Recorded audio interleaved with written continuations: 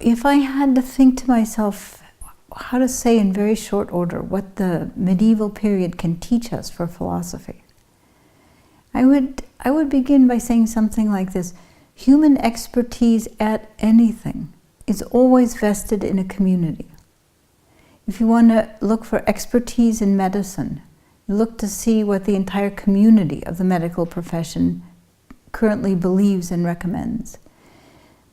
And in the same way, in culture as a whole, expertise is vested in the community. And for human beings, the community is the cultures of the world over the centuries. What we call the Middle Ages, depending on how you define them, can span almost a millennium and a half for a large part of human society. That's a big community. And in that community there are three great religions, the three Abrahamic religions, that come to flowering. So that for centuries, human beings in these three different religions put their very best minds at thinking about some of the deepest questions of human existence. What matters and why? What is good and why? How are we to live with each other and why? And so on.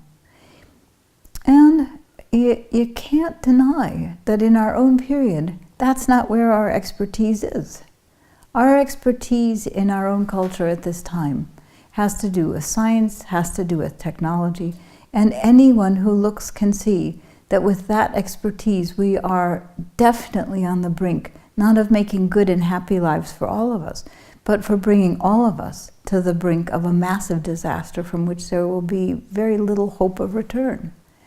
What we can learn from the medieval period is how to take the power that science and technology have given us and think how it might be used for justice, how it might be used for a decent life, how it might be used for a good life, how it might be used for a life that keeps us going, that enables us to survive.